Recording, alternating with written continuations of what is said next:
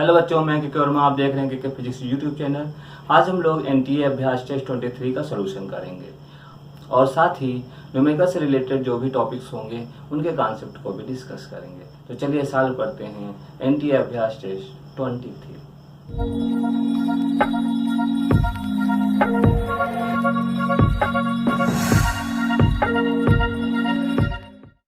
तो चलिए first question solve करते हैं। तो देखिए क्या है first question. Person A can clearly see object between 25 centimeter and 200 centimeter. Choose the range of clear vision for a person B having muscles stronger than A, but all other parameters of eye identical to that of A. Okay? अब देखिए question की क्या story समझिए आराम से। हम देखिए इसमें हमें क्या दे रखा है। दो पर्सन है। देखिए पहले पर्सन की रेंज हम देखते हैं। तो फर्स्ट क्वेश्चन हम लोग सॉल्व करने जा रहे हैं फर्स्ट। ओके, देखिए range of vision of person है। ओके, क्या रेंज है देखिए आराम से, 25 सेंटीमीटर से 200 सेंटीमीटर आपको क्वेश्चन में दिया हुआ। ये जो रेंज दी होती है ये किस कंडीशन की है? At relaxed condition. और जो 25 सेंटीमीटर का जो विजन होता है ये मैक्सिमम स्ट्रेन कंडीशन में होता है। ठीक है, तो ये किस कंडीशन में है? ये at maximum strain condition. Okay, question में हमसे पूछा गया कि जो पर्सन बी है उसकी क्या रेंज होगी विजन की। ओके, तो जो देखते हैं range of vision of person B. Okay, तो सबसे पहले हमें मैक्सिमम स्ट्रेन की कंडीशन में निकालना है at maximum strain condition. Okay, और दूसरी वैल्यू हमें फाइंड करनी है एट रिलैक्स्ड कंडीशन। अब देखिए रिलैक्स कंडीशन में सभी की रेंज सेम होती है। अब जैसे पर्सन ए है, ठीक है, तो पर्सन ए की रिलैक्स कंडीशन में कितनी विजन रेंज है? 200 सेंटीमीटर। तो इसकी भी 200 सेंटीमीटर ही होगी। ठीक है, अब देखिए आप अपने ऑप्शन में देखिए, पहले ऑप्शन में 200 दिया है, दूसरे ऑप्शन में 200 दिया है, और जो बाकी नीचे वाले ऑप्शन है वो दोनों में 300 दिया। इसका मतलब नीचे के दोनों ऑप्शन गलत हैं, रॉन्ग हो गए, उनको हम कट कर देंगे। ठीक है, क्लियर? दोनों कट हो गए। इसका मतलब या तो ऑप्शन फर्स्ट होगा या तो ऑप्शन सेकंड होगा। तो अब हम बात करते हैं कि इस कंडीशन में क्या होगा। अब बात आती है कि जो आई विजन की अगर हम बात कर रहे हैं तो पहले आई के बारे में समझ लेते हैं। देखिए सबसे पहले समझ लेते हैं कि आई में किस टाइप का लेंस लगा होता है। तो आई जो है उसके पास जो लेंस होता है वो कॉन्वेक्स लेंस होता है। क्लियर? और उसकी जो फोकल लेंथ होती है वो मेंटेन होती है किसके जरिए? सिलरी मसल्स के जरिए होती है। अब देखिए इस क्वेश्चन में क्या मेंशन है कि जो पर्सन बी है उसकी जो सिलरी मसल्स हैं या फिर जो मसल्स हैं वो stronger than a person. Okay, मतलब पर्सन ए से ज्यादा स्ट्रांग है। इसका मतलब ये हुआ पर्सन बी जो होगा वो क्लोजर विजन करेगा किससे? पर्सन ए से। क्यों करेगा ऐसा? क्योंकि उसकी मसल स्ट्रेंथ क्या है? ज्यादा है। इसका मतलब क्या हो सकता है? 25 से कम ही आंसर होगा, मतलब उसके और करीब वो देख सकता है। इससे पहले नॉर्मल जो मैन था वो 25 से दूर से देख सकता था, लेकिन जो स्ट्रॉन्गर मसल्स वाला मैन होगा वो 25 से और अंदर देख सकता है। मतलब कितने भी देख सकता है? वो 18 सेंटीमीटर, क्योंकि वही ऑप्शन बचता है। तो यहाँ पर जो हो जाएगा वो 18 सेंटीमीटर। तो ऑप्शन कौन सा करेक्ट है? सेकंड। ओके, अब हम लोग क्वेश्चन करने जा रहे हैं सेकंड क्वेश्चन। ओके, अब दूसरा क्वेश्चन सॉल्व करते हैं। ठीक है, आराम से समझ गए आप लोग, इसको नोट कर सकते हैं। अब यहाँ की पॉइंट क्या है? दो बातें आपको याद करना है कि हो सकता है फ्यूचर में क्वेश्चन पूछा जाए।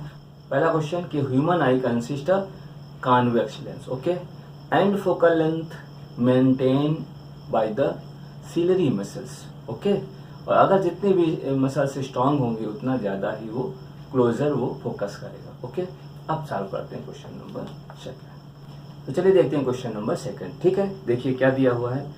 The correct relation between the angle of diffraction phi and the glancing angle theta in the Davisson Germer experiment will be. Okay, हमें एक रिलेशन दिया गया, चार ऑप्शन दिए गए। देखिए पहले ऑप्शन में क्या दिया, theta equal to 90 degree minus 5/2। Okay, second option में क्या दिया गया है कि phi equal to theta by 2 minus 90 degree. Okay, third option में दिया गया है theta equal to 90 degree minus 5। Okay, fourth option में हमको दे रखा कि phi equal to 90 minus theta.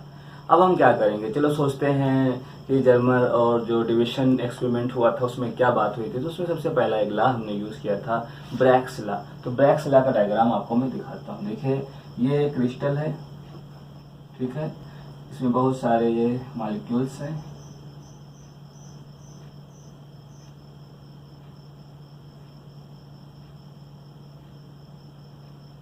ठीक, ये जो डिस्टेंस होती है इसे हम एटॉमिक लेयर कहते हैं, डिस्टेंस बट है।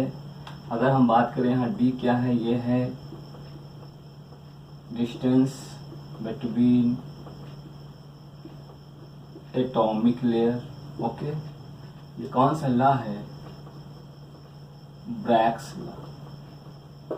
ठीक, अब देखिए यहाँ पर हम दिखाते हैं, ये एक वेव आके पड़ी और ऐसे निकल रही। ठीक, क्लियर। तो आपको जो पहला पॉइंट आपको दे रखा डिफ्रैक्शन, तो ये जो पॉइंट, ये एंगल होता है इसको कहते हैं एंगल ऑफ डिफ्रैक्शन। जो फाई दिया हुआ है ये है आपका एंगल ऑफ डिफ्रैक्शन। ओके, और ये जो इतना होता है ये दोनों हाफ हाफ होते हैं, ये 5/2 इधर भी और 5/2 इधर भी। यहाँ पर जो एंगल मेंटेन होता है इसको थीटा कहते हैं, इसे हम लोग बोलेंगे ग्लांसिंग एंगल। ओके, अब हमें क्या करना है, हमको रिलेशन निकालना है फाई और थीटा में। ओके, अब देखिए कितना इजी हो गया, कोई प्रॉब्लम ही नहीं यहाँ। अब देखिए टोटल एंगल कितना है 90 डिग्री, तो देखिए थीटा प्लस 5/2 इक्वल टू किसके है 90 के। तो आप इसको ऐसे भी दिखा सकते हो कि जो थीटा की वैल्यू होगी बेटा वो 90 माइनस 5/2। अब ऑप्शन मिला लीजिए, कौन सा ऑप्शन मिल रहा, फर्स्ट ऑप्शन। ठीक है, तो क्वेश्चन कौन सा ये था क्वेश्चन नंबर 2। ठीक है, अब सॉल्व करते हैं क्वेश्चन नंबर 3। देखिए पढ़ता हूँ क्वेश्चन को, ध्यान से सुनिएगा सभी लोग। A thin lens has a focal length f and its aperture has a diameter d. Okay, if form a image of intensity I. Okay, एक लेंस दिया हुआ जिसकी फोकल लेंथ f है और उसका जो अपर्चर का जो डायमीटर है वो d है, और उससे जो इमेज बन रही है उसकी इंटेंसिटी क्या दी हुई है, I दी है। Clear. Okay, now the centre part of the aperture up to diameter d/2 is blocked by a opaque cube papers. Okay, क्या कहा गया है कि जो लेंस का मिडिल पार्ट है उसको एक ब्लैक पेपर से क्या किया जाए, कवर कर दिया जाए। कितना पार्ट कवर किया जाए, मिड पॉइंट d/2। ओके, ठीक है, the focal length and image intensity would change to. Okay, चार ऑप्शन दिए। देखिए पहला ऑप्शन में क्या दिया है f/2, I/2। Okay, second option में f और I/4, थर्ड ऑप्शन में 3f/4, I/2 and fourth option में f, 3I/4। तो देखिए क्वेश्चन करने से पहले छोटा सा नोट समझ लेते हैं। क्या नोट है, तो देखिए सबसे पहला नोट क्या है, कुछ छोटी छोटी बातें हैं जो आपको समझना चाहिए कि जो इंटेंसिटी होती है वो डिपेंड करती है एरिया ऑफ अपर्चर। ठीक, ओके, पहला पॉइंट क्लियर। फोकल लेंथ जो होती है वो किस चीज पर डिपेंड करेगी, रेडियस पर और रिफ्रैक्टिव इंडेक्स पर। Clear. Focal length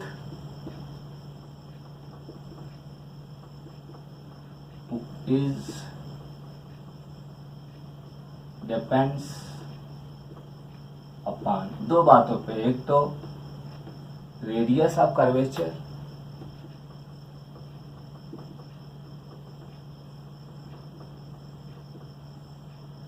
and refractive index। Clear. अब देखिए केस लेता हूं फर्स्ट। देखिए अभी हम लोग क्वेश्चन नहीं सॉल्व कर रहे हैं, अभी हम पहले टेक्निक समझ रहे हैं कि कुछ छोटा सा पॉइंट हमें समझ में आ जाए कि स्टोरी क्या है। देखिए ये एक लेंस था, सबसे पहले हमने क्या किया, इसको आधा कवर कर लिया इस तरीके से, ठीक। और इसका डायमीटर जो दिया था वो d दिया था, क्लियर। अब ऐसे केस में देखिए R1 और R2 में कोई चेंज नहीं होगा। इसका मतलब ये हुआ कि ऐसा करने से पहला पॉइंट आता है कि फोकल लेंथ में कोई चेंज नहीं होगा, मतलब नो चेंज, ओके। लेकिन इंटेंसिटी क्या हो जाएगी, चेंज हो जाएगी, क्लियर। तो इंटेंसिटी चेंज्ड, ठीक है। इंटेंसिटी क्या हो जाएगी, चेंज। अब कितनी चेंज हो जाएगी उसको पता लगा लेते हैं। तो चलिए इसको नोट कर लीजिएगा और फिर इसको हम रफ कर देते हैं। तो चलिए देखिए कैसे इस पे हम काम करते हैं, आइए।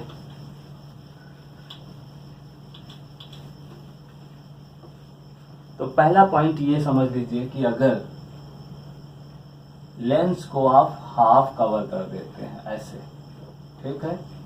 ये पूरा डायमीटर कितना दिया था, d दिया था। इसको आप इस तरीके से देख लीजिए, इससे इजी हो जाता है, ऐसे कवर कर दिया था, ठीक। तो फोकल लेंथ में तो कोई चेंज, लेकिन इंटेंसिटी देखो डिपेंड करेगा किसका, पाई r स्क्वायर पर, ओके। और ये आपका डायमीटर है, तो आप चाहें तो इसको ऐसे भी लिख सकते हैं, पाई d/2 का होल स्क्वायर कर सकते हैं, डायमीटर निकाल सकते हैं। लेकिन अब देखिए यहाँ पर क्या है स्टोरी, आधा कवर कर दिया गया, तो फिर आपके पास ये बात आएगी। तो इस केस के लिए आपके पास क्या आएगी बात, देखिए आधा जब कवर हो गया है तो ये बनेगा d/2 का होल स्क्वायर अपॉन 2। देखिए ये फॉर्मूला तैयार हो गया, क्लियर। अगर ऐसा केस हो सपोज कि मिडिल में उसको कवर कर दिया जाए, जैसे क्वेश्चन में दिया है, और कितना कवर किया, d/2। तो देखिए इसको हम किस तरह सोचते हैं, इसको ऐसे सोचिए कि मिडिल का पार्ट इतना कवर कर दिया गया, क्लियर। और ये पार्ट कितना है, तो आप ये सोच सकते हैं ये पार्ट आपका d/2 है, और ये जो पूरा पोर्शन था ये कितना है, d है, okay.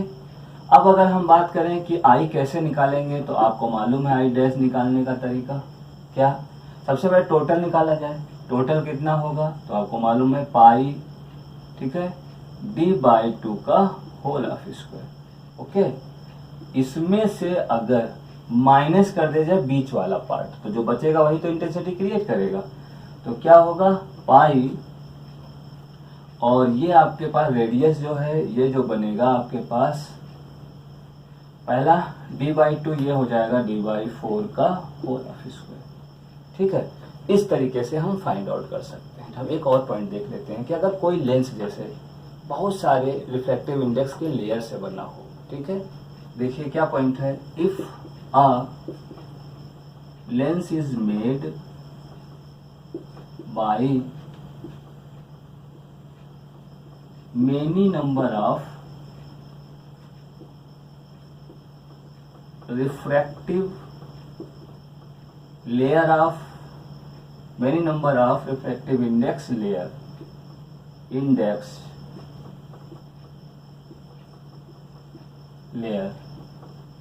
then number of focal length जो होगी वो बराबर होती है नंबर ऑफ रिफ्रैक्टिव इंडेक्स के, ठीक। अब चलिए हम लोग क्वेश्चन सॉल्व करते हैं। ये अभी तक जो हम लोगों ने पढ़ा ये नोट था। नोट में हमने बात बताई कि किस तरीके से लेंस को कवर करने से इंटेंसिटी में चेंज होता है। एक चीज़ तो क्लियर हो गया कि कवर करने से फोकल लेंथ में कोई चेंज नहीं होगा। तो अगर हम क्वेश्चन को देखें दोबारा तो हमें एक आइडिया लग जाएगा कि दो ऑप्शन तो तुरंत ही कट जाएंगे। जैसे देखिएगा थर्ड क्वेश्चन पढ़ते हैं, a thin layer has a focal length f and it's aperture has a diameter d, okay. It form a image of intensity I, मतलब कोई लेंस जिसकी फोकल लेंथ f दी हुई है, उसका डायमीटर d दिया हुआ है और उसकी इंटेंसिटी कितनी दी है, i दी गई है। अब क्या कहा गया, now the centre part of the aperture up to diameter d/2 is blocked by of एक पेपर्स, ओके। एक पेपर से उसको मिडिल में d/2 पार्ट कवर कर दिया गया। देखिए कौन सा केस है, यही केस क्वेश्चन एनटीए ने पूछा है। अब देखो कितना इजी पार्ट है, हम तुरंत अभी आंसर में कर लेंगे, है ना। ठीक है, तो चलिए चालू करते हैं।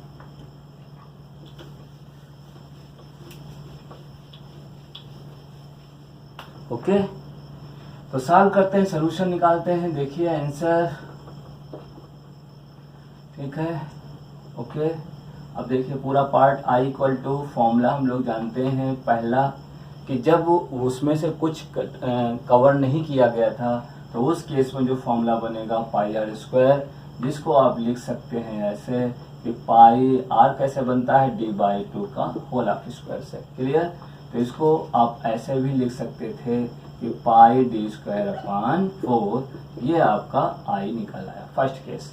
सेकंड केस में उन्होंने कवर किया था मिडिल पार्ट को, तो हमने अभी फॉर्मूला सिखाया है आपको कि क्या होता है। आप क्या करिए, पाई को क्या ले लेते हैं, कॉमन ले लेते हैं। पहले केस में पहले कितना टोटल था, तो आपको मालूम है कि डी स्क्वायर अपॉन 4 और minus D square upon 16। Clear, अब हम क्या करेंगे, इसको सॉल्व कर लेते हैं। तो हमारे पास कितना बचेगा, 16 हो गया, और यहाँ सॉल्व करेंगे तो ये 4, ये हो जाएगा 3d स्क्वायर। ओके, हाँ ठीक है। ओके, अब ये बनेगा 3 pi D square upon 16 I2, equation number 2। दोनों को डिवाइड कर दिया जाए, चलो डिवाइड करते हैं यहाँ पर। तो I अपॉन, चलिए डिवाइड करते हैं, I upon I2 equal to, पहली वैल्यू हमारे पास थी pi D square upon 4 into, ये ऊपर चले जाएंगे पलट जाएंगे, ये होगा 3 pi D square, pi D cancel, ये खत्म हो जाएंगे 4। I2 हमको निकालना है, 3I अपॉन कितना आएगा 4। ओके, तो आंसर हमारा क्या बनने वाला है, फोकल लेंथ में कोई चेंज नहीं होगा और इंटेंसिटी कितनी हो जाएगी, 3I/4। ओके, कौन सा ऑप्शन, फोर्थ ऑप्शन सही। चलिए करते हैं question number 4। Okay, in a plane electromagnetic wave the electric field oscillate at a frequency of 25 × 10⁻10 hertz and the amplitude 48 volt per meter. The amplitude of the oscillating magnetic field will be. Okay, देखो क्या given है, देखिए हम लोग question करने जा रहे हैं 4th। तो गिवन डेट देख लो फटाफट। तो गिवन डेट क्या दिया हुआ है, देखिए दिया हुआ एम्पलीट्यूड दे रखा है, एम्पलीट्यूड ऑफ इलेक्ट्रिक फील्ड कितना दिया हुआ है, 48 वोल्ट पर मीटर, और आपको पता लगाना है एम्पलीट्यूड ऑफ मैग्नेटिक फील्ड, ये हमें फाइंड करना। अब देखिए ये केस किस टॉपिक का है, इलेक्ट्रोमैग्नेटिक वेव का है, और हम लोग जानते हैं, क्या जानते हैं, देखिए we know that C equal to E0 upon B0। Okay, अब यहाँ से हम लोग फाइंड कर सकते हैं कि B0 इक्वल टू E0/C। अब हो गया आंसर, क्या करेंगे, कितना दिया है 48, और ये दिया 3 × 10⁸। ओके, 16 × 10⁸, इसको हम लिख सकते हैं 1.6 × 10⁻, ये माइनस हो जाएगा तो -7, और इसकी यूनिट होती है वेबर पर मीटर स्क्वायर। तो कौन सा ऑप्शन करेक्ट होगा, ऑप्शन आपका 4th हो जाएगा। ठीक है, चलिए करते हैं क्वेश्चन नंबर 5। ओके, तो देखिए क्या क्या हमें गिवन है।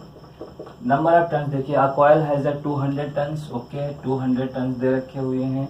एरिया हमको दे रखा है कितना, 70 सेंटीमीटर स्क्वायर, इसको मैं लिख सकता हूँ 70 × 10⁴ metre square. Clear, the magnetic field perpendicular to the plane of the coil, magnetic field भी दे रखा है जो परपेंडिकुलर है कॉइल से। Okay, 0.3 weber per metre square. Okay, and takes 0.1 second, ये इसका जो चेंज हो रहा है फील्ड में वो 0.1 सेकेंड के लिए किया जा रहा है। To rotate through 180 degree. Okay, जो कॉइल रोटेट की जा रही है, coil is rotated about 180 degree. Clear? Okay. Find क्या करना है? Induced EMF. चलिए देखते हैं, ई हमें फाइंड आउट करना है। तो अब आप क्या जानते हैं कि N delta phi upon delta t, ये फॉर्मूला होता है। ठीक है, एन का मतलब नंबर ऑफ टर्न से, डेल्टा फाई का मतलब होता है चेंज से। अब यहाँ पर एक पॉइंट है कि कॉइल को हमने कितना रोटेट किया है, 180। जब भी 180 डिग्री रोटेट हो, उस केस में जो फ्लक्स में चेंज आता है वो हमेशा 2BA के बराबर होता है। तो देखिए हम इसको तुरंत सॉल्व कर लेंगे, n इंटू 2BA अपान डेल्टा टी। आंसर हो चुका।